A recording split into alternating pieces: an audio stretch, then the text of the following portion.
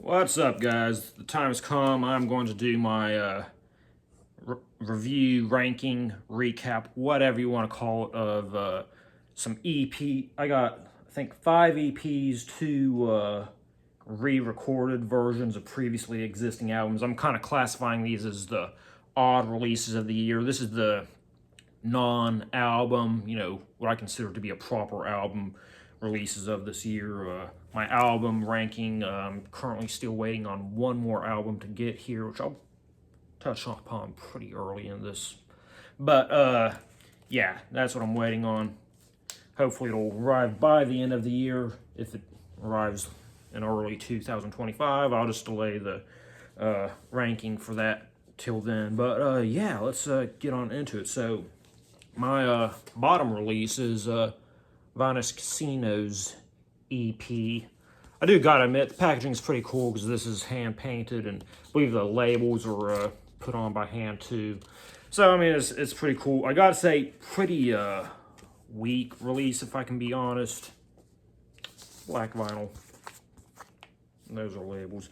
So I mean, not a whole lot going on to the packaging, but I mean, it's just cool that it's done by hand. That's all numbered 90 of 150. But like I said, pretty weak release. Their debut album was, in my opinion, one of the best punk albums of the last 20 years or so.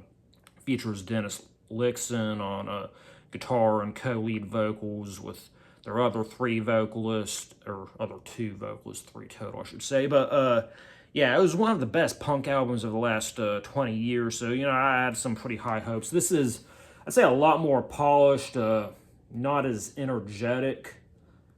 So yeah, I mean, it's decent. I mean, if I'm going to pick something up, it's going to be pretty decent in my opinion. I don't pick up music that I think sounds like shit just to give my opinion on it.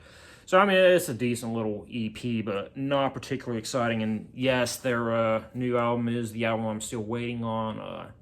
Been having some customer service issues with Clouds Hill, so I'm not entirely sure when it's going to arrive, but one way or another, I'm going to acquire that damn album. But all right, so next up we have a little bit of strings coming off it from the factory, but got the Smiles live from the BBC Six Music Festival. So this was kind of funny box set that they put out, but I'm not going to in depth with that right now. But yeah, I did get the live EP from the BB6 Music Festival. Not a whole lot to say about this, but I'll go over the packaging real quick. But I mean, yeah, it's nice. I mean, live versions of some of their newer tracks. Some of the more ballad end of their tracks, it does feature a live orchestra embellishing their music, which is, like I said, pretty nice. But not a whole lot I can say. I mean, nothing particularly excited about this. I believe all the songs on here can just watch as live videos on YouTube, so probably honestly a better experience than just listen to the album, but it's there. All right, next up we have from Zeta.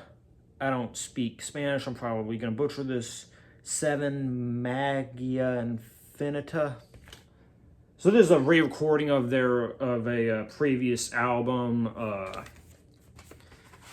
I admittedly haven't listened to all of the original version. What I have listened to, I gotta say, I significantly prefer this version. It's not just a straight re-recording. There was a lot of additional material added to the pre-existing songs. Like, I think there was a new intro track added to it, and some of the songs have been extended. I do think it's a significant improvement. I think the reason they recorded this was for some legal purposes involving their immigration to the U.S. I think for some reason, like, they can't re-release their previous albums when they were in Venezuela. But I don't know about the technicalities. I know Taylor Swift's kind of the one that made it re-recording albums infamous, but I know there's actually a lot of legal reasons to why a lot of bands lately have been re-recording their albums. I think even like a local band to my area's done that in recent times, but Yeah, I mean, it's pretty decent if you're not familiar with them. As I've said, they come from Venezuela. They incorporate a lot of their roots into their music. It's pretty cool, kind of post-hardcore, progressive, psychedelic type music. So yeah, it's pretty cool. I have in the last year or so got back into local music. I listened and kept up with a lot of local bands in my teens. Between all those bands breaking up and me getting busy with college and life and other boring shit like that, kind of fell out of touch with it. I've got back in touch with the recent scene or the local scene in more recent times, and yeah, been picking up physical copies of their music when I can. And one of those bands that I really enjoy is Slow Degrade. So this is their EP, Who Will Fix Me Now. So this EP's definitely a lot more polished than their live work. I think it's kind of funny how they don't credit the vocalist, but I believe it was Shane Prickett who did vocals, but I just think that's kind of a funny thing about its liner notes. But yeah, I kind of generally I find myself wishing that a band could kind of capture their live energy in the studio. In this case, I'm kind of finding myself wishing they'd kind of be able to capture more of the studio polishment of during their live shows. I kind of wish they'd add a keyboard player to add some of the synthesizer pads from this to their live show, and he uses a vocal effect, kind of an auto-tune-ish sounding vocal effect. I kind of hate saying that, but it actually works really well on this album, and I can't really tell if he's incorporating it live, but I definitely kind of wish it'd be more pronounced live, at least. But this is a pretty cool EP, nonetheless. Kind of new metal. I think they called it like new gaze. Has kind of slight shoegazy effect. I think like Deftones, maybe a touch of Tool in there. Yeah, it's a pretty cool EP. Next up, from Sufjan Stevens, not really Sufjan Stevens, it was written by Sufjan Stevens. We have Illinois, a new musical. The story of it's from Justin Peck and Jackie Sibbles Drury. Yeah, I know this was released on vinyl. I opted to go with CD just because it didn't seem like there was anything particularly special about the vinyl packaging. And like I said, I mean, there's a re-recorded version of an album that already existed. I didn't really feel the need to do that in vinyl investment. With that said, this is really strong. I would dare say there's moments on it that's actually better than Sufjan Stevens' original version. And I think that is really, more than anything, saying something about Sufjan Stevens' writing on the original, just the way that it would interpret into a musical like this so well. I wish I could have seen this musical. I'm really hoping they do some sort of video release for it, but if nothing else, I have this cast recording. Yeah, it's pretty fucking good. All right, now for another local act, one that really quickly became one of my favorites. That is Cairo. I saw them early in the year, and I think the very second show that I saw was the one that they released, this EP, and it's a pretty killer EP.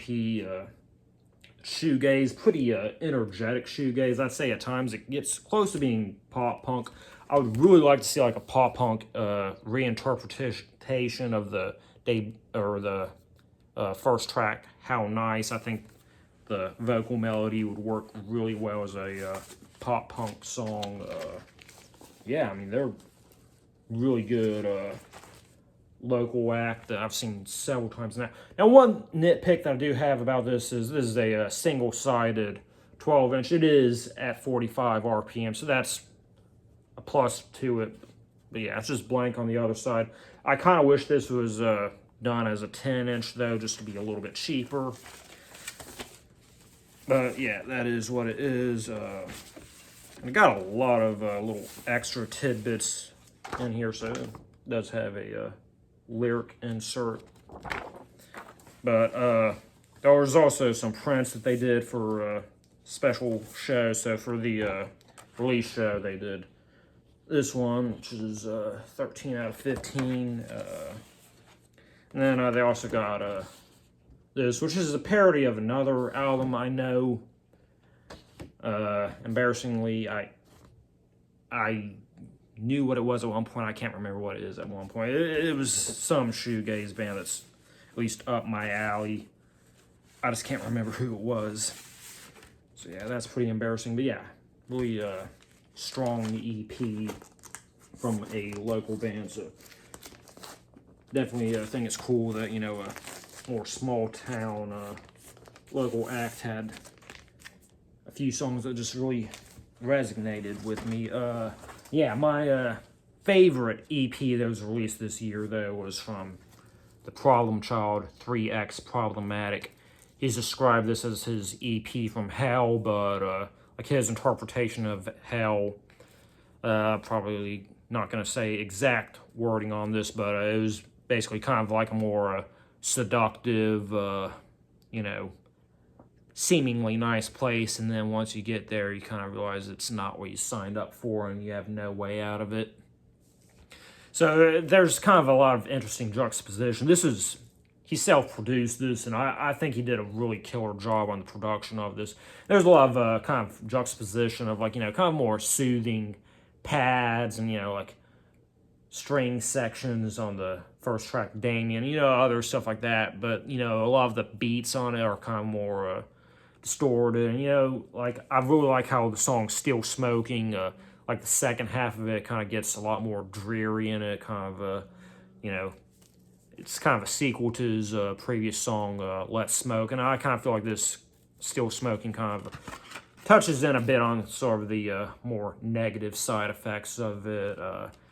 And, you know, there's just a lot of dreariness, you know, kind of darker lyrics to it. I will point out that he signed my CD, so that's pretty cool. With that said, I'll say there's one glaring issue that I do have with this. That is that it is an EP. I really wish that this was stretched out into a full-length album. You know, I'm not necessarily anti-EP. I mean, I just kind of went through most of these. And, you know, the other EPs and most EPs in my collection in general, I'm pretty happy with them being EPs. His previous EPs, you know, I thought they were really strong, and I was happy with them being EPs. But this one specifically, I really wish had been stretched out into a full-length album. It just leaves me a strong desire to have more whenever I listen to it, which I kind of feel like is both, you know, a good thing and a bad thing about this. But either way, really strong EP from Problem Child. So yeah, that is my kind of odd releases of this year. Like I said, still waiting to do a full-length album recap and review. But when that gets here, it'll be done. So yeah, I'll see y'all next time.